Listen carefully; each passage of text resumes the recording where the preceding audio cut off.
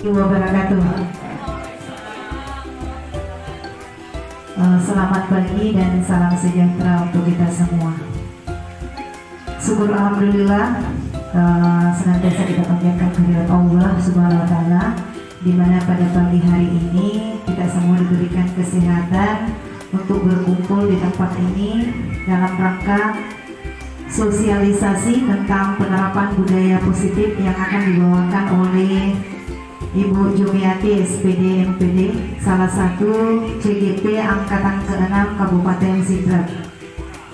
Yang saya hormati Bapak Wakil Kepala Sekolah, yang saya hormati Bapak Pengajar Praktik Program Pendidikan Guru Penggerak Angkatan ke-6 Kabupaten Sidrap, yang saya hormati Ibu Pemateri yang merupakan salah satu CGP Angkatan ke-6 Kabupaten Sidrap, dan yang saya hormati Bapak Ibu Guru UPT SMP 4 Pituriase. Baiklah, untuk memanfaatkan waktu yang ada, langsung saja kita persilahkan pemaparan materi yang akan dibawakan oleh Ibu Jumiati SPD MPD tentang penerapan budaya positif di sekolah. Dengan hormat disilakan. Terima kasih Bu Moderator. Assalamualaikum warahmatullahi wabarakatuh. Yang saya hormati Bapak Wakil Kepala Sekolah, yang saya hormati Bapak Pengajar Praktik yang berkenan hadir bersama kita pada kesempatan pagi hari ini, Bapak dan Ibu, rekan guru, staf SMP Negeri 4 Pituriase yang sama-sama berbahagia. Marilah kita senantiasa memanjatkan puji dan syukur kepada Allah Subhanahu wa taala yang telah memberikan kita nikmat kesehatan, kesempatan, sehingga pada pagi yang berbahagia ini kita sempat duduk di acara sosialisasi budaya positif calon guru penggerak angkatan ke-6 Kabupaten Sidrap. Salawat dan salam semoga tetap tercurah kepada Nabi kita Muhammad SAW, Nabi sebagai uswatun hasanah. Baik Bapak Ibu, pada kesempatan ini izinkan saya memaparkan tentang urgensi budaya positif di sekolah, khususnya di SMP Negeri 4 Pituriase. Sebagai pengantar, bahwa sekolah diibaratkan sebagai tanah atau lahan tempat bercocok tanam, dan murid ibarat benih.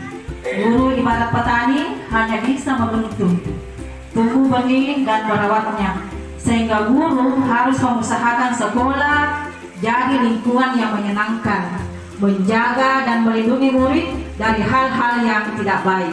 Budaya positif ini akan menimbulkan rasa aman dan nyaman pada murid dalam proses pembelajaran.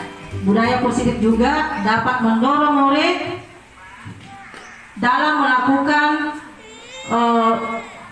berpikir kritis, bertindak, mencipta sebagai proses memerdekakan dirinya, sehingga murid lebih mandiri dan lebih bertanggung jawab.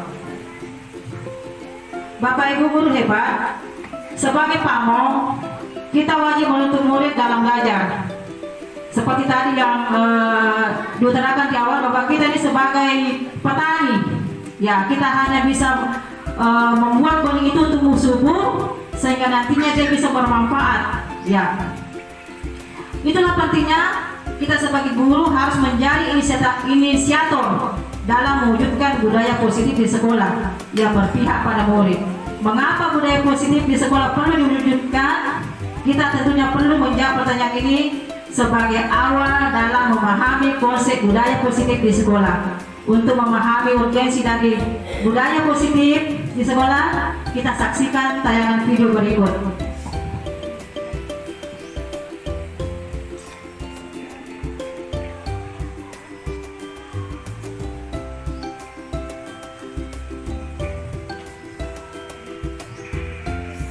Jadi ada video, silakan kita simak bersama-sama.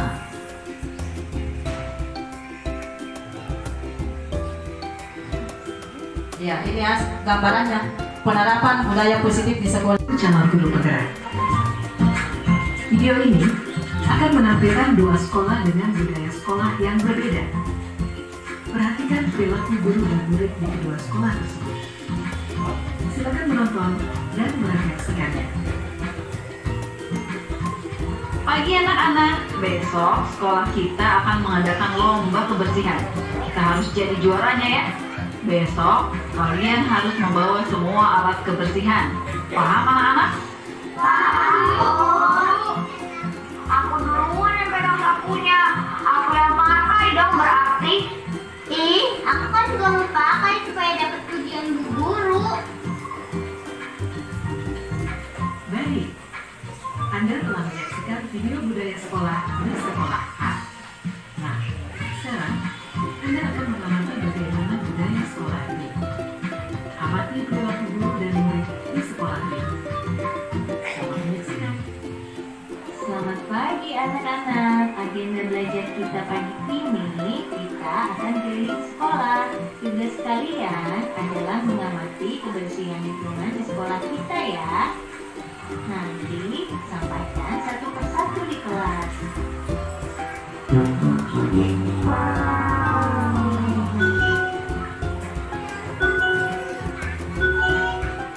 Bagaimana anak-anak? Apa yang kalian temukan di lingkungan sekolah?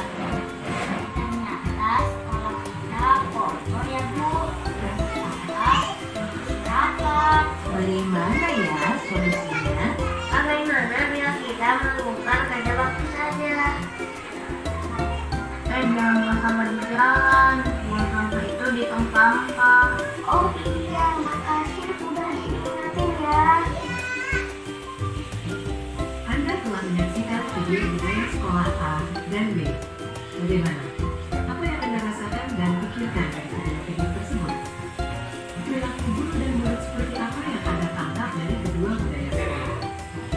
Mari kita refleksikan di aktivitas berikut. Baik Bapak Ibu, setelah kita menyimak video tadi antara sekolah A dan sekolah B ya, mungkin di pemikiran kita timbul pemikiran yang berbeda. Ya, di situ tadi kita menyaksikan bagaimana penerapan guru di sekolah A dalam memberikan arahan kepada muridnya dalam penerapan budaya positif. Sementara di sekolah B, cara gurunya menginstruksikan untuk melakukan budaya positif dengan cara yang berbeda. Nah, kira-kira tapi Bapak Ibu dari kedua video tersebut apa yang terlihat ya dari kedua cara tersebut ya? Ada yang bisa memberikan komentar Bapak Ibu? Ya, melihat yang video tadi? Ya, mungkin kita sepakat ya bahwa cara guru di sekolah A itu kurang tepat dalam memberikan instruksi kepada siswanya dalam hal kebersihan sekolah. Ya, kemudian kira-kira kalau kita mengadakan refleksi antara sekolah A dan sekolah B, kira-kira yang mana lebih berpihak kepada siswa? Ya, yang sekolah B. Kenapa? Karena di sekolah B itu terkesan murid yang punya inisiatif. Anak-anak dituntut untuk berpikir kritis melihat kondisi yang ada. Sementara di sekolah A tadi itu cuma diinstruksikan saja. Jadi guru itu seolah-olah bertindak sebagai diktator. Besok kamu harus bawa sapu. Jadi anak-anak itu berbuat karena takut kepada guru, bukan karena kesadaran sendiri. Jadi melalui tayangan video ini mungkin kita bisa melihat contoh penerapan budaya positif dengan mengambil tadi yang diterapkan guru di sekolah B. Bagaimana anak-anak kita ada berdialog, berdiskusi kira-kira apa yang perlu kita lakukan dengan kondisi sekolah yang kotor. Tadi sudah muncul, kita harus membawa sapu, kita harus gotong royong membersihkan lingkungan. Kalau yang di sekolah A itu seolah-olah memaksa siswa untuk melakukan sesuatu bukan karena motivasi intrinsik ya, tapi karena takut sama gurunya. Dia bawa sapu bekerja karena guru, bukan karena inisiatif dari dalam. Itu next kita lihat lagi. Nah, itu tadi baliknya ya, bahwa melalui aktivitas itu kita bisa melihat bahwa potret budaya potret budaya sekolah, kita dapat mempelajari budaya sekolah yang berdampak baik pada pengembangan karakter murid. Aktivitas guru mengajak murid berkeliling sekolah untuk mengamati lingkungan sekolah, dapat membuat murid menganalisis permasalahan yang terjadi di sekolah dengan mendiskusikan solusinya. Aktivitas tersebut menumbuhkan karakter bernilai kritis pada murid, sehingga dengan demikian kita bisa memahami bahwa sekolah merupakan institusi pembentukan karakter. Oleh karena itu, budaya positif perlu diciptakan agar dapat mendukung pembentukan karakter murid yang diharapkan. Ya, kita lanjut pada 5 posisi kontrol guru. Sebagaimana yang kami dapatkan di pendidikan guru penggerak, peran kita sebagai guru itu ternyata ada 5. Ya, kita sebagai penghukum, sebagai pembuat rasa bersalah murid, bisa menjadi teman, bisa menjadi pemantau, dan bisa menjadi manajer.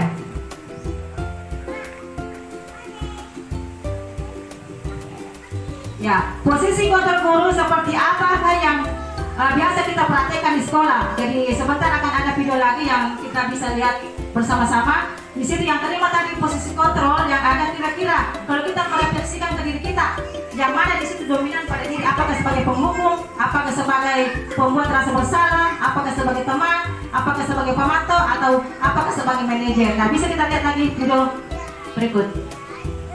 Jadi kita banyak menonton ya.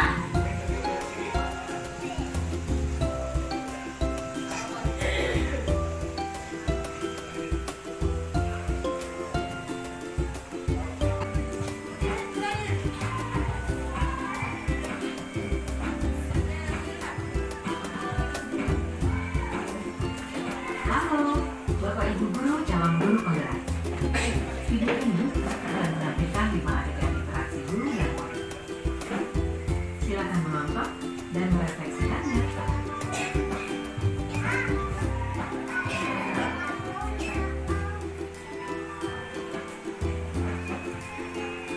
Pagi anak-anak, silakan PR yang kemarin dan tekan belajar. Anton, kamu sudah mengerjakan belum? Belum mengerjakan saya, Bu. Kamu selalu ya nggak ngerjain PR. Sekarang kamu duduk di depan, lalu tulis. Saya berjanji tidak akan mengulangi lagi. Saya berjanji akan berusaha menjadi murid yang rajin belajar sampai pelajaran saya selesai.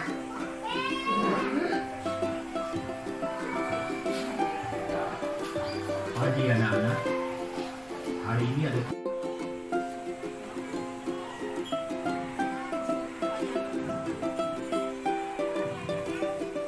Ya, ini Bu, Bapak. Ada sebagai penghukum, pembuat rasa bersalah, dan ada yang sebagai teman. Nah, tadi saya sudah membahas pembuat rasa bersalah. Di mana itu pada saat kita memberikan pertanyaan ke siswa, ya, pertanyaan ke siswa dengan cara-cara yang mereka tertekan. Ya, apa ini? Berkali-kali terlambat. Ibu kecewa sama kamu. Apa kata orang kamu nanti? Kamu mau jadi apa? Jadi seperti itu ya. Jadi apa yang terjadi? Anak-anak itu merasa tidak nyaman, merasa bersalah, merasa depresi. Ya. Kemudian yang ketiga adalah posisi sebagai teman. Ya. Yang mana itu sebagai teman? Ya. Berlaku halus, berlaku lemah lembut kepada murid. Ya. Memperlakukan siswa sebagai teman. Ya. Nah, jika kita menjadi posisi teman, itu bisa memberikan 2 dampak positif dan dampak negatif. Dampak positifnya apa? Anak-anak itu merasa tidak tertekan, ya, merasa ada yang melindungi, ya, perlakuannya itu bisa dimenangkan oleh guru. Jadi anak-anak itu tidak merasakan beban apa-apa. Negatifnya, apa negatifnya? Jika kita menerapkan posisi kontrol sebagai teman, murid akan merasa ketergantungan kepada kita. Ya, jangan kayak ada di busuk dibela Kak. Biar bisa terlambat deh, ada di Pak Supria dibela Kak nanti. Nggak apa-apa, ada di wali kelasku yang bela Kak nanti. Jadi ini juga berbahaya. Jadi kita harus wanti-wanti, mungkin bukan tidak boleh kita menerapkan posisi sebagai teman, tapi kita harus menempatkan kasusnya seperti apa. Ya, itu ya. Kemudian posisi kontrol berikutnya sebagai pemantau. Ya, pemantau itu dia menerapkan konsekuensi. Kalau terlambat, konsekuensinya ada. Ya, mungkin disuruh sholat duha. Ya, seperti itu ya, pembiasaan positif. Misalnya terlambat masuk kelas, mungkin nanti pada saat jam istirahat dia tidak istirahat, tapi tinggal menyelesaikan tugasnya. Jadi ada konsekuensi, bukan hukuman, tapi konsekuensi dari tindakan terlambatnya itu. Mungkin anak-anak disuruh menghafal surah pendek atau disuruh salat duha. Ya, itu posisi pemantau. Kemudian yang terakhir adalah sebagai posisi manajer.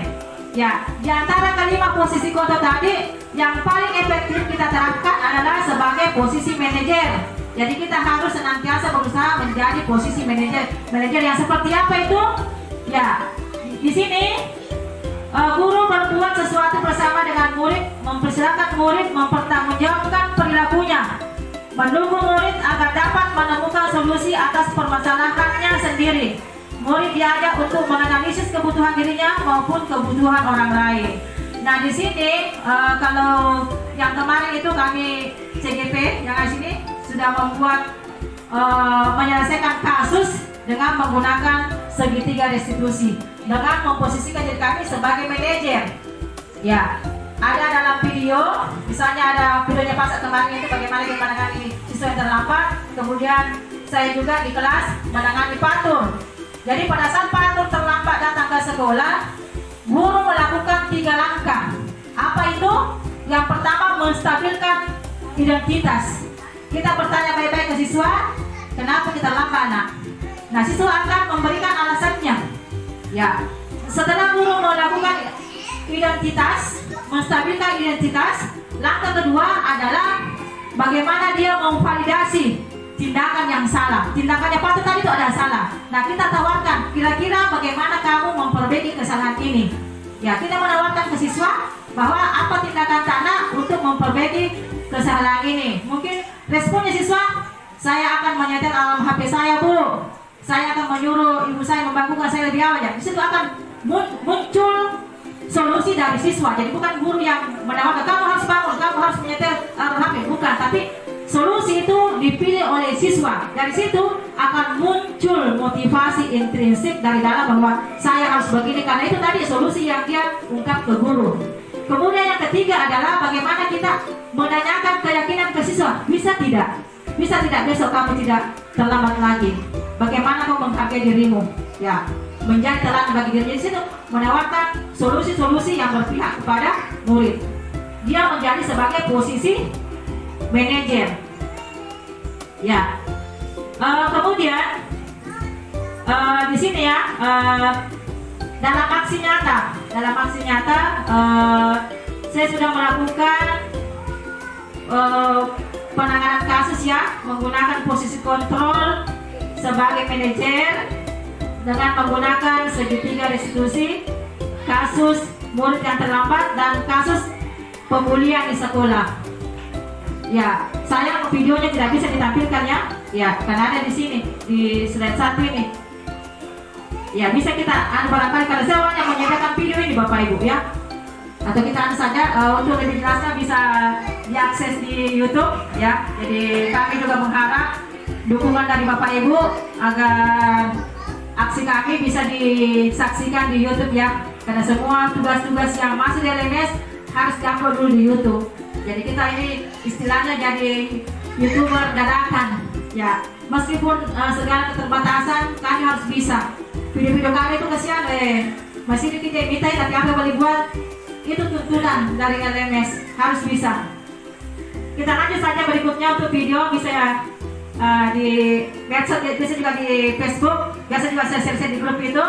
Kemudian yang berikut, pembiasaan budaya positif di sekolah yang alhamdulillah berkat kerjasama kita semua, komitmen kita semua, dukungan dari Bapak Ibu guru, kita bisa melakukan pembiasaan positif di sekolah ya.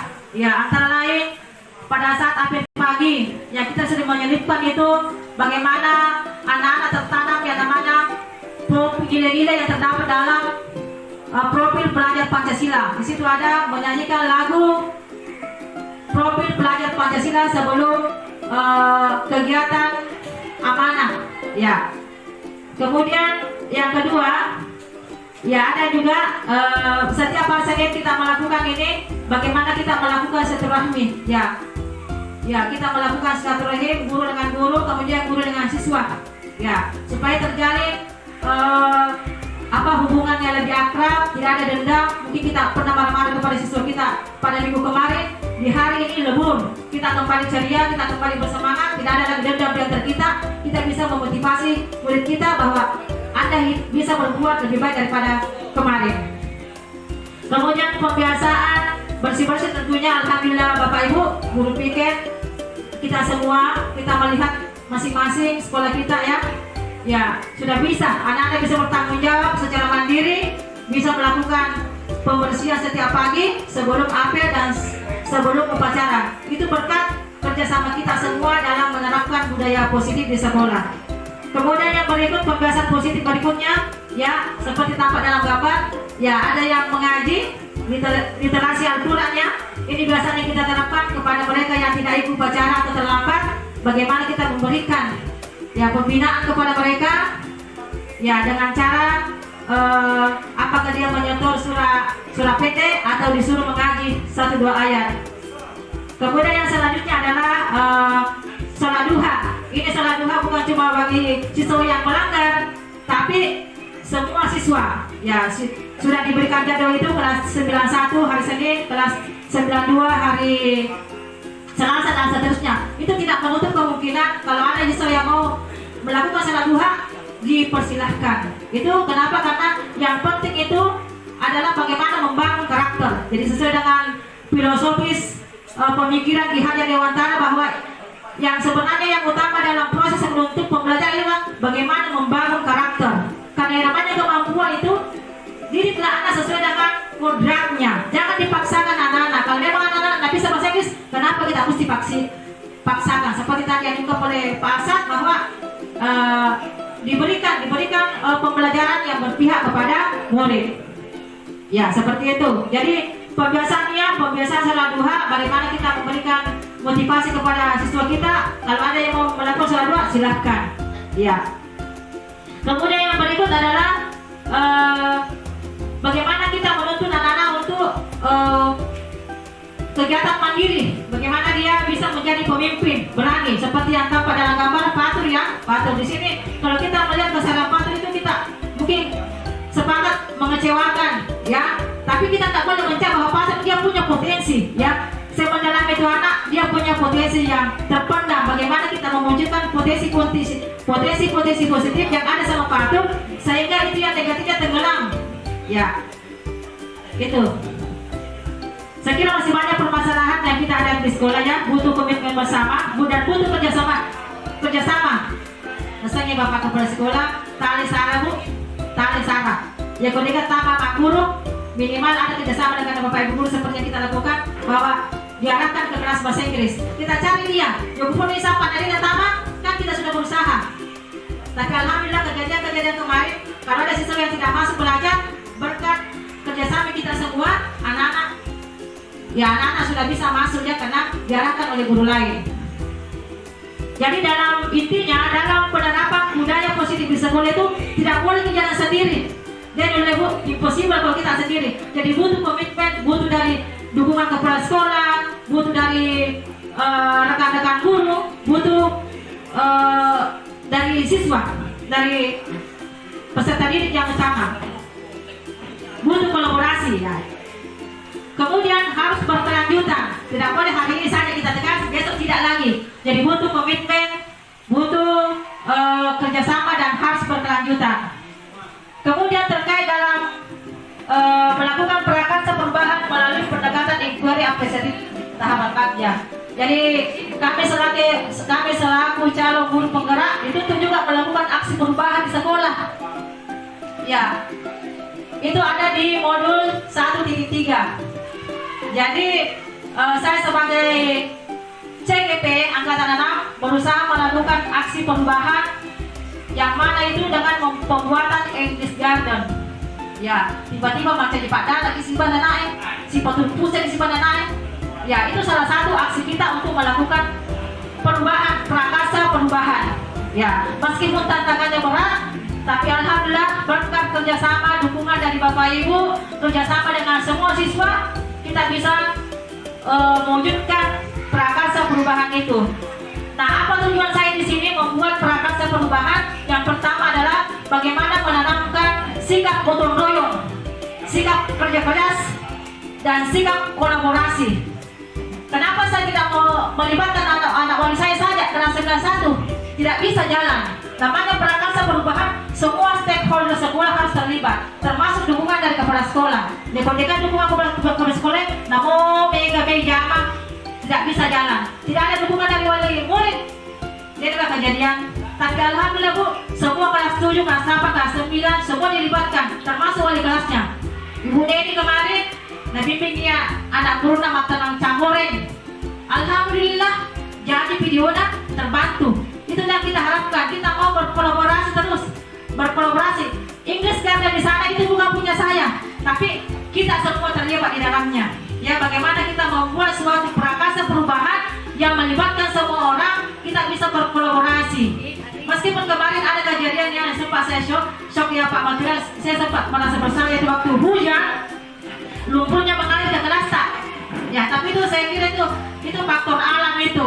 Saya sempat buat dia dampak buat ini tambah di lumpurnya ke situ. Tapi setelah kita perbaiki, kita bikin selokan, airnya tidak akan mengalir lagi. Jadi tuh si pantong di bawah Bu. Ayo makan air, dia kan suruh anak kaki aku, aku masalah tambah nih ya. Semua pekerjaan ada resikonya. Tapi bagaimana tuh si pantong kan? Ini tuntutan juga ya, tuntutan. Ada memang anunya, kita harus membuat sebuah prakarsa perubahan. Ya, ini ya, dan alhamdulillah, ya bisa kita jalan-jalan ke sana kan ketua negara kemana, ya namanya proses, kadang berhasil, kadang tidak, dan jangan pernah menyerah. Ya, bagaimana kita, ya serah sih, nah serah. Tapi bagaimana kita menuntun anak-anak bekerja keras, bertanggung jawab, jangan pernah menyerah. Ya, pembuatan Inggris Garden ini tidak berhenti sampai di sini. Itu akan terus berkelanjutan dan berkelanjutan sampai nanti apa di sini di tahapan bagja ya, ada tebak bagja. Buat pertanyaan, ya apa yang saya mau buat. Kemudian ambil pelajaran. Ya, bagaimana kita membuat, ya ambil pelajaran dari tindakan, ambil pelajaran. Ya, kemudian ada gali mimpi. Gali mimpi yang mantuk malisa mani campurnya menyamar di makapuru. Menyamar di malah dong mabua namanya mabua iladange, mabua terunge tidak ke pasar bagi beli. Jadi kita menghayal. Kemudian jabarkan eksekusi. Ya, langsung bertindak, jangan cuma menghayal saja. Tidak akan terjadi namanya aksi perubahan. Ya, kemudian eksekusi ya. Ya itu terkait, jadi masih banyak terkait dengan aksi perubahan Bapak Ibu. Mari kita membuat aksi perubahan di kelas. Mungkin bisa kita membuat contoh di kelas pojok baca. Bagaimana kita menggerakkan semua siswa yang masuk di situ, bukan cuma anak wanita, menggerakkan semua guru. Bilang, moga saya buat ada di situ bacaan bahasa Inggris, minta ke bahasa Inggris. Moga saya ada matematika di dalamnya. Ya, itu contohnya membuat prakarsa perubahan. Kita bisa membuat pojok baca dalam kelas. Mungkin juga barangkali menciptakan siswa yang kreativitas dalam kelas. Ya, seperti kelasnya Bu Kasmi, ya itu sudah bagaimana dia mengajak siswa untuk kreativitas, berkarya, karya-karyanya dipajang dalam kelas sebagai media pembelajaran. Ini banyak, saya kira banyak ya, banyak program yang bisa kita lakukan. Jangan cuma mengatakan, program penggerak itu tidak. Yang mari kita sama-sama bergerak, mari kita sama-sama bergerak, karena di sini ya kita sudah banyak ya. Ya tidak ada bedanya guru penggerak dengan yang tidak ada. Ya cuma kami diberi kesempatan untuk belajar. Makanya pada kesempatan ini kita harus mensosialisasikan yang kita dapat bahwa harus seperti ini. Jangan pintar sendiri, jangan jalan sendiri. Bagaimana tuh? Sosipangan saling mendukung. Ya begitu juga program Bu, mendukung juga. Bukan begini Bu. Ya, jadi bukan cuma guru penggerak yang bikin aksi perubahan, tidak, kita juga. Ya, ini tantangan buat kita ya. Mudah-mudahan kita bisa memperkaya budaya-budaya positif yang ada di sekolah. Saya kira sudah banyak ya, tapi bagaimana kita terus konsisten dan terus berinovasi, mencari lagi ide-ide segar, ide-ide baru yang bisa kita terapkan dalam melakukan pembaharuan. Ya, ini tadi ya. Dalam membuat sebuah aksi perubahan itu ada tujuannya. Mau kemana kira-kira itu? Ya, tadi saya sudah sampaikan bahwa pembuatan English Garden itu tujuannya apa? Ya, terwujudnya peserta didik yang senang bergotong royong. Dan alhamdulillah Bu, setelah adanya itu English Garden, biasanya nggak apa-apa Bu bahasa Inggris, Bu, di luar pergi saja Bu, apalagi bukan di luar, mungkin menanam-menanam Bu, itu anak-anak Bu. Bagaimana? Di luar pergi lagi belajar Bu, anak-anak senang. Jadi saya kasih itu bawa keluar. Saya bilang nih, oke, kita belajar di luar tapi dengan catatan tidak boleh meninggalkan area lokasi. Kemudian kita harus belajar bahasa Inggris. Ya, jadi saya bertanya apa bahasa Inggrisnya, cangkul, menanam, semua kegiatan di situ dia harus tahu. Menanam kacang apa ya. Jadi belajar sambil berkarya. Ya, ternyata anak senang. Puji dia loh kan, materi campur itu bahasa tahap 2. Bu, di luar pergi saja belajar Bu. Kenapa lagi? Panas dia cuaca ini. Mungkin bersih-bersihkan dulu muntah Bu, mungkin ini Bu. Ya, jangan juga. Kalau ada anak-anak ya saya tuh pintar melihatnya. Kalau ini customer dikasih keluar ini rawan, mending kita di dalam. Jadi pintar juga membaca situasi. Jangan, iya Bu, iya ayo keluar. Ya, jadi kita melihat kondisinya siswa ya. Kalau mau pola terik matahari, jangan nih melasma atau nanti. Jadi bagaimana kita melihat kondisi yang ada. Kalau memang memungkinkan sudah hujan, bagus menanam, ayo kita keluar. Tapi kalau misalnya cuaca tidak mendukung, kita tetap belajar dalam kelas. Dan tentunya kita harus memberikan pembelajaran yang berpihak sama murid seperti tadi yang diungkapkan Pak Arsa, memberikan pelayanan kepada murid. Ya, misalnya saya lihat ya neponya nama ya bikin permainan dalam ya bagaimana itu pembelajaran kita ya, kita jadikan game cucu lagi ya seperti itu. Jadi saya kira kita belajar mengajar sambil bermain, karena emang ternyata ya kalau dulu itu saya paksakan harus tuntas, kalau tidak tuntas remedial berkali-kali. Ternyata yang begitu salah menurut filosofi Ki Hajar Dewantara ya, salah ya kalau disuruh anak-anak remedial berkali-kali. Jadi tapi pasilah ya. Jadi menurut saya juga melakukan seperti itu. Kalau tidak ada 90 remedial terus ke itu. Tapi ternyata ya, karena itu kita sebagai penghukum, kita menghukum siswa. Mungkin ada cara-cara lain yang bisa kita akankan ke anak-anak. Kalau dia memang tak bisa, apa boleh buat. Kalau dia tidak bisa mengerjakan PR, ya kita berikan solusi lain. Jadi itu tadi restitusi, bagaimana kita berdialog, melakukan dialog kepada siswa agar dia menemukan solusi yang dia bisa bertanggung jawab dan bisa mandiri. Ya, mungkin itu saja pemaparan saya ya. Saya kira tadi banyak sekali kendala-kendala teknis dari pemaparan saya yakin banyak yang tidak detail ya. Itu karena sebenarnya masih banyak video yang saya mau tampilkan, termasuk tadi itu yang pernah kami lakukan di kelas. Tapi apa boleh daya, apa boleh buat ya, laptop saya tidak bersahabat hari ini. Mungkin itu saja yang saya paparkan. Selanjutnya saya kembalikan kepada moderator. Sekiranya ada hal-hal yang perlu kita berikan penguatan, mari kita diskusikan bersama-sama ya. Karena kebetulan pada pagi hari ini Bapak pengajar praktik juga alhamdulillah bersedia mendampingi kami dalam melakukan sosialisasi budaya positif di sekolah. Terima kasih. Assalamualaikum warahmatullahi wabarakatuh. Terima kasih banyak Bu. Itulah tadi pemaparan materi tentang budaya positif yang disampaikan oleh Ibu Jumiati. Saya kira sangat menarik, sangat bermanfaat dan sangat menginspirasi kita semua. Baiklah Bapak Ibu, sekiranya tadi dari pemaparan materi yang disampaikan ada yang masih kurang dipahami atau ada umpan balik dari Bapak Ibu, kami buka sesi tanya jawab. Dipersilahkan.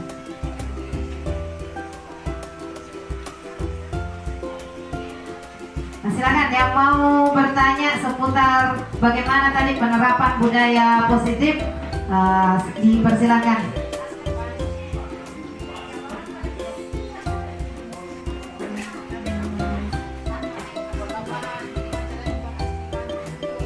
Ya, terima kasih Bapak Ibu atas kesempatan yang diberikan kepada saya. Materi yang menarik yang ingin saya tanyakan. Pemateri tadi memaparkan 5 posisi kontrol, mulai dari tadi penghukum, kemudian pembuat merasa bersalah, kemudian menjadi teman, pemantau, dan manajer. Yang ingin saya tanyakan adalah apakah dalam hanya satu kasus kita bisa memposisikan posisi kontrol tersebut?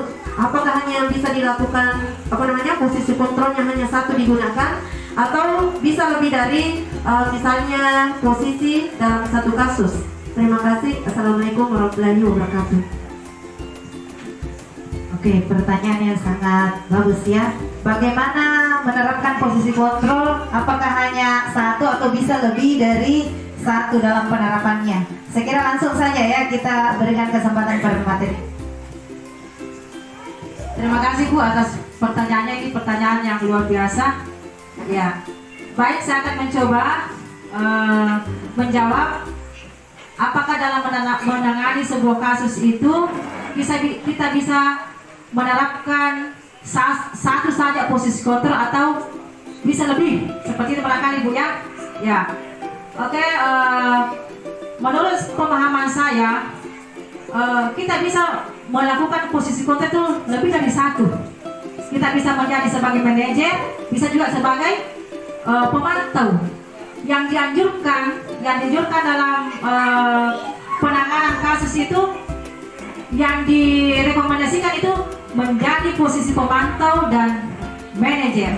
Kenapa manajer dengan pemantau? Karena pemantau itu ada konsekuensi, ya. Kalau manajer itu ada solusi yang dipilih oleh siswa untuk melakukan memperbaiki kesalahannya. Ya, kenapa haruskan sebagai penghukum? Kenapa bukan rasa bersalah? Kenapa bukan sebagai teman? Ya, karena itu tidak akan merubah siswa. Yang ada itu bisa menimbulkan dendam. Ya, dendam. Anak-anak akan menjauhi kita. Ya, bahkan yang lebih ekstrim, ya mungkin anak-anak akan dapat bantu motor otak. Ya, biasa ada yang begitu.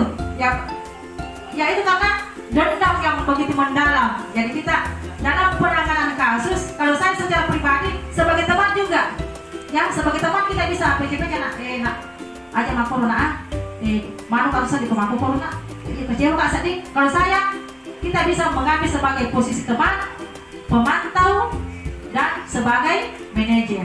Tapi kalau penghukum dihindari. Terus terang Bu, ya anak apa kue sering melakukan itu posisi penghukum. Ya, biasa suruh anak-anak lari keliling, biasa suruh pungut sampah. Tapi itu konsekuensi ya. Itu namanya itu belum penghukum. Yang namanya penghukum itu dihubungin anaknya. Ya, menimbulkan sesuatu hal yang negatif di dalam dirinya. Ya, disuruh anak mampu rokok, itu saya kira hal yang itu kan namanya konsekuensi. Ya, disuruh anak masuk pajak, itu tidak. Ya, namanya penghukum itu disuruh pusat 50 kali di situ, atau disuruh menulis, tulis 100 kali, saya tidak terlambat lagi, itu yang namanya penghukum. Ya, jadi kalau saya sarankan menurut teori kontrol yang ada, mari kita menerapkan posisi teman, posisi pemantau, dan sebagai manajer. Mari gitu Bu, mari sebagai manajer sebagai mapel itu tuh, ya begitulah, mapel ada yang salah di baca mobil. Karena memang intinya Bu, guru itu menghamba pada murid. Ya, murid itu seolah-olah Tuhan tak kita menghamba ke dia. Itu filosofis Ki Hajar Dewantara. Nah, mau mana salah dan anak tetap ini menghamba. Bagaimana kita memberikan pelayanan yang terbaik. Jangan pernah menyerah. Ya, saya selalu ini itu kata-katanya Pak Kepala Sekolah, Pak Kepsek. Tali sarah Bu, ayat tambah ini. Jadi istilahnya jangan pernah lelah. Ya, jangan pernah lelah peduli pada mereka. Pak Joko, dia datang sana Bu, pada dia nanya, dia nanya wangi, seperti ada itu teman, dia nanya, saya tak ada lagi nyari ada orang. Baik, jangan pernah menyerah, ya. Mari kita selalu beriringan, bagaimanapun kondisi siswa kita, ya, irangkuli Bu, irangkuli. Ya, ada juga kemarin saya dapatkan di diskusi elaborasi pemahaman, ya kalau ada siswa tak nakal sekali dengan segala cara tidak bisa berhasil. Nah, saya kira stase, ya Bu, di bawah kelasnya, orangnya, Pak Mati, isep-isep misalnya, dibaca misalnya awak, aku itu nanya aja, isep-isep sampai kalau laki-laki, jadi isep-isep misalnya Pak, nanti, ya, kalau perempuan mungkin kita baca-baca misalnya awak, ya, isep-isep ya, seperti jadi, jangan pernah siswa. Semakin nakal siswa, semakin kita bisa rangkul dengan menanamkan tadi 5 posisi kontrol. Kalau yang disarankan itu manajer, pemantau, dan teman. Nah, mungkin seperti itu Bu Kasmi. Saya kembalikan kepada moderator. Oke, saya kira sudah sangat jelas ya apa tadi jawaban dari pemateri. Oke, masih dibuka Bapak Ibu Guru. Kalau masih ada pertanyaan silakan. Sudah cukup, saya kira sudah cukup ya. Baiklah, untuk mungkin terakhir baiknya kita minta penguatan dari Bapak pengajar praktik untuk kita semua ya. Silakan Pak. Assalamualaikum warahmatullahi wabarakatuh. Waalaikumsalam warahmatullahi wabarakatuh. Kita hapus dulu video semuanya. Ya, terima kasih Ibu Dimiati. Saya sangat mengapresiasi dan menghargai dirinya. Ibu Dimiati sudah membuat perubahan di sekolah ini. Sudah mampu menerapkan budaya-budaya positif di kelas maupun di sekitar sekolah ini. Bapak dan Ibu, saya merasa bangga bisa berada di tengah-tengah kita. SMP Negeri 4 di Filiasi ini seperti yang disampaikan juga tadi oleh Pak Rauf, banyak calon guru penggeraknya. Satu sudah lolos Ibu Suhan, semoga yang nanti dan nanti Pak pending itu adalah Ibu Suhan. Oke, sudah menurut aturan itu untuk menjadi kepala sekolah harus punya sertifikat guru penggerak. Dan Ibu Suhan sudah melaksanakan. Tidak banyak yang bisa sampaikan bahwa sekali lagi saya dalam konteks itu dan bangga bisa berada di sekolah kita. Terima kasih kepada Ibu Dimiati. Tidak ada yang bisa saya tambahkan lagi, sudah bagus sampai di sudah. Bahkan saya yang harus belajar sama Ibu Dimiati, Ibu Suhan dan teman-teman di sini. Tadi saya begitu datang saya foto-foto yang bisa saya ambil karena sekolah saya nanti bulan depan akan diakreditasi, banyak yang bisa saya ambil di sini untuk menjadi contoh buat sekolah saya. Sekian, assalamualaikum warahmatullahi wabarakatuh. Terima kasih banyak Pak atas penguatannya. Baiklah Bapak Ibu sekalian, dengan berakhirnya tadi penguatan dari Bapak pengajar praktik, berakhirlah rangkaian kegiatan kita pada pagi hari ini. Terima kasih atas kerjasama dan atas kesempatannya. Saya akhiri dengan ucapan Assalamualaikum warahmatullahi wabarakatuh.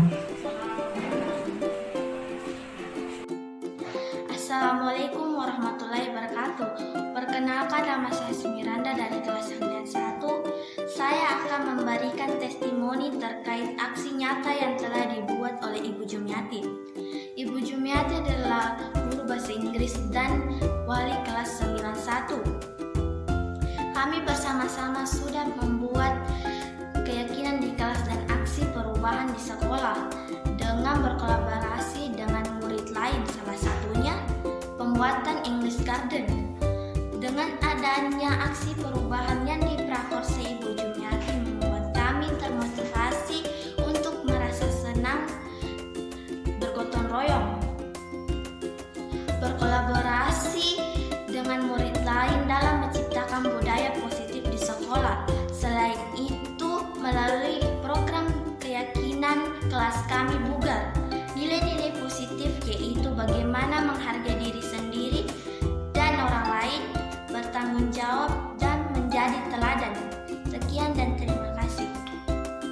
Assalamualaikum warahmatullahi wabarakatuh.